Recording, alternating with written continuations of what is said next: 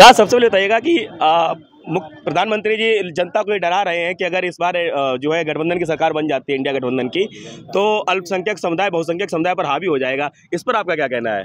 देखिए, ऐसा है, ये तो एक जिसको कहा जाता है कि बगैर देखे हुए, अरे ये बताइए कि अगर दूसरी सरकार बनती है तो हावी कौन किससे हो जाएगा, ये बिल्कुल गलत है। आज भी जनता के अंदर मोहब्बत है, प्यार है, और एक दूसरे के शादी ब्याह मौज जिंदगी बीमारी हर चीज़ में शरीक होते हैं। जनता के दिलों में ऐसी कोई चीज़ नहीं है जैसी ये बीजेपी के लोग उड़ा रहे हैं। अच्छा ये बताइए, महंगाई और शिक्षा का ये मुद्दा जो है जनता से वो तो दूर है, महंगाई और शिक्षा पर ना तो बीजेपी बात कर रही है, ना ही कोई उनके नेता बात कर रहे हैं। इस पर आपका क्या कहना है? देखिए, महंगाई तो चरम सीमा पे पहुंच चुकी है और अब पता नहीं ये महंगाई रुके कहाँ पर। आज गरीबों का ये हाल है कि अपने बच्चों को पढ़ाना मुश्किल हो रहा है, और 2 वक्त की रोटी, ये 5 किलो गल्ला दे के उनको लॉलीपॉप दे दिया है, 2 वक्त की रोटी नसीब होना मुश्किल नहीं, 80 करोड़ लोगों को राशन दे तो रहे 5 किलो राशन उनको ही दे दिया जाए। उनसे कहे कि इसको आप पूरा करिए, 1 महीने में 5 किलो राशन खा लीजिए।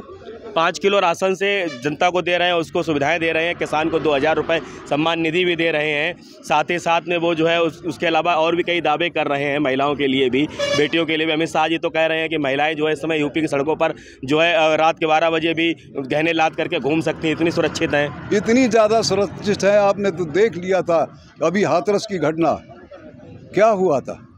हाथरस के कांड की आप याद दिला रहे हैं। बीजेपी पर लगातार विपक्ष इस बात को लेकर के हमलावर है कि बीजेपी की सरकार जो सुरक्षा का दम भरती है वह आज भी खोखला नजर आता है जनता को। जनता अभी भी इस बात से आश्वस्त नहीं है कि बीजेपी की सरकार में वह सुरक्षित है। आज भी जनता के लिए महंगाई, शिक्षा, बेरोजगारी जैसे मुद्दे अहम हैं। हिंदू मुस्लिम के मुद्दे पर क्या कहना है जनता का, ये हम जनता के कुछ और लोगों से भी जानेंगे। भाई साहब ये बताइएगा, ये हिंदू मुसलमान का मुद्दा जो है इस पर कितनी ज़्यादा जो है प्रभावशाली रहेगी, इस चुनाव की जो बागडोर है वो कितनी प्रभावशाली रहेगी? देखिए, ऐसा है, इस समय जनता सब चीज़ समझ चुकी है।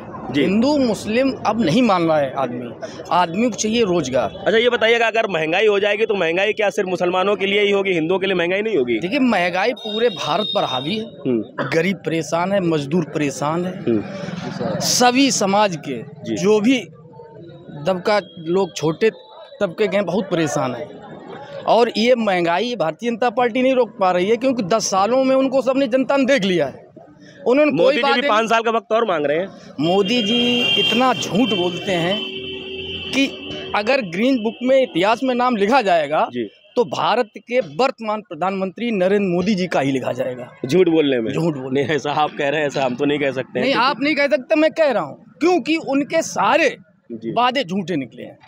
उन्होंने 15 लाख का वादा किया। 15 लाख तो अमित शाह जी कह चुके हैं, वो तो जुमला मात्र था।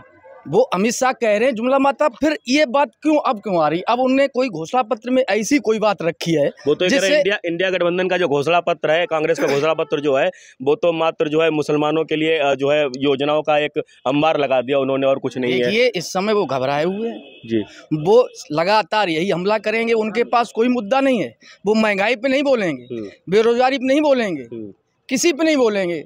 छात्र परेशान है, किसी को रोजगार नहीं मिल रहा है, लड़कों की ओवरएज हो गई है। रोजगार के लिए मंदिर बनवा तो दिया उन्होंने। मंदिर से रोजगार, अगर मंदिर का मुद्दा था उनका, मंदिर बन गया। ये मंदिर बन चुका है, ये सुप्रीम कोर्ट ने बनाया है जी, ये किसी पर्टिकुलर पार्टी ने नहीं बनाया है। उनकी सरकार होने पर उन्होंने सिर्फ अपना वो वहाँ पर उद्घाटन करके और वो किया, उसका श्रेय लिया है।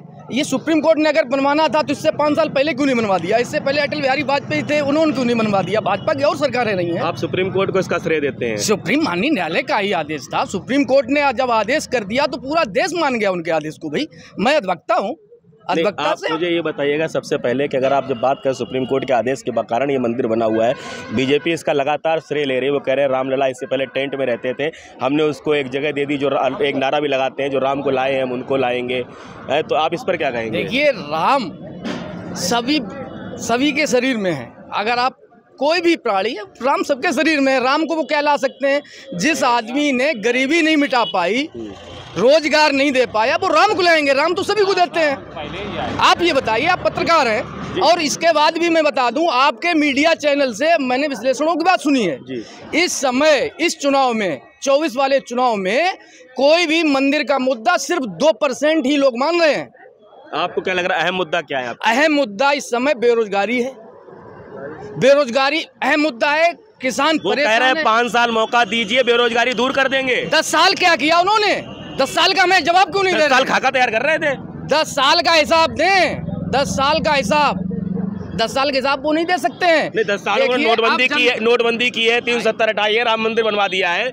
देखिए, आपको मैं बता रहा हूँ, आप पत्रकार हैं जी, आप जनता के हित की बात को रखें। मीडिया ही देश को बचा सकती है, संविधान को बचा सकती है। आप मुझे बताइए, जब उन्होंने धारा 370 हटा दी, राम मंदिर बना, धारा 370 नहीं हटाई, धारा 370 भी हटाई है जी। आप देखिए, उसमें सिर्फ क्या है कि बाहर का आदमी जमीन खरीद सकता है, और उन्होंने और क्या कर दिया है? धारा 370 सब लोग पब्लिक को आप बता रहे हो, धारा 370 का प्रोविजन क्या है? धारा 370 भी आप जानकारी कर लीजिए। उसमें सिर्फ दर्शकों को भी बताइए, हमारे दर्शकों को भी बता रहा हूँ, धारा 370 सिर्फ ये है कि वहाँ पर बाहरी आदमी जमीन नहीं खरीद सकता था, अब खरीद सकते हैं लोग। मतलब ये सिर्फ सगुफा मात्र है, कुछ नहीं है, सिर्फ ये है। देखिए, हिंदू मुस्लिम चुनाव अब नहीं चलने वाला है, आप ये बात मान के चलिए, जो मेरी सोच है।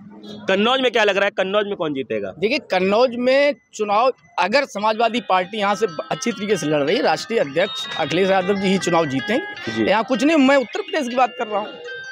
इस समय उनकी कन्नौज के वर्तमान सांसद लगातार उनको चैलेंज करते जा रहे हैं, कह रहे हैं कि वो अगर उनमें दम है तो यहाँ करके लड़े, यहाँ लड़ करके दिखाएं, जीत के दिखाएं। कन्नौज के सांसद ने कोई विकास किया हो कन्नौज जनपद में जी, हमें बता दीजिए आप। और मैं समाजवादी पार्टी को मैं बता रहा हूँ, लेकिन कन्नौज में उन्होंने एक भी विकास नहीं किया 5 सालों में।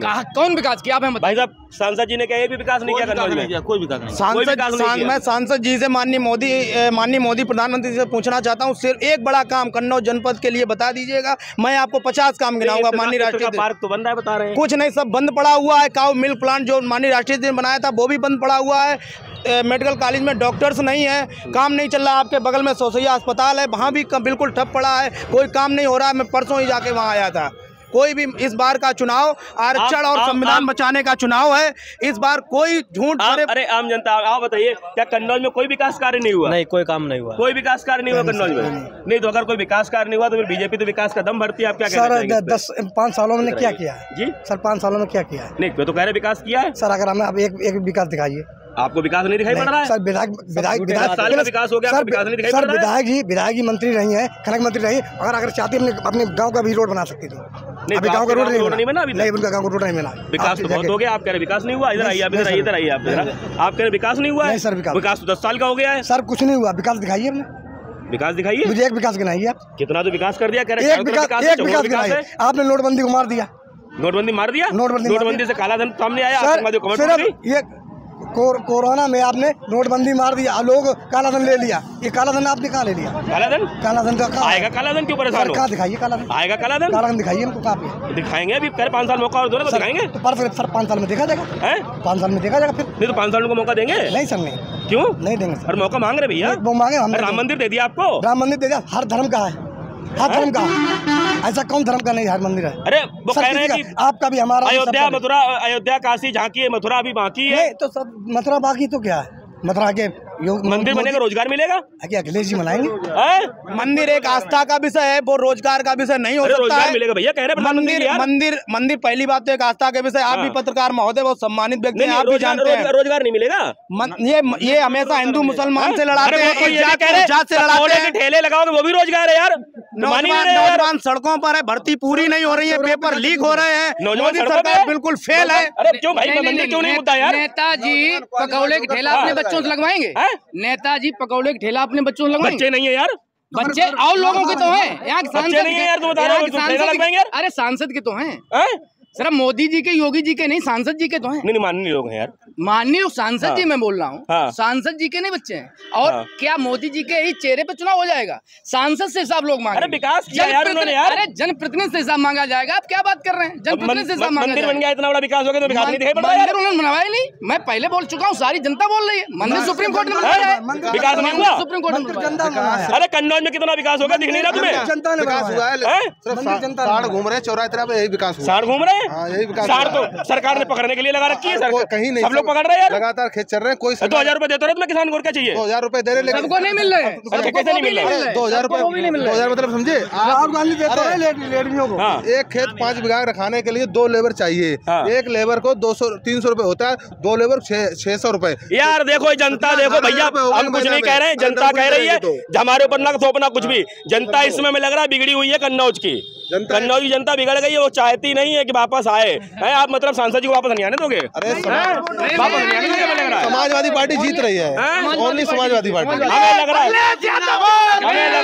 रहा है सब लोग मिले हुए हो, सभी लोग, कोई नहीं मिला है, कोई नहीं, मिल के चुनाव लड़ रहा है। हमें लग रहा है चौराहे पे पूछ लीजिए, सांसद जी कहीं चीटिंग है तो हमारे राष्ट्रीय इंडिया गठबंधन की लहर है, वोट मिलना मानिए। अरे भैया ये लोग देखो, समझो ये लोग ना, समझो बात सुनो, सांसद जी ने विकास किया है, वो कह रहे थे विकास किया उन्होंने, हम बता रहे थे बहुत विकास किया उन्होंने।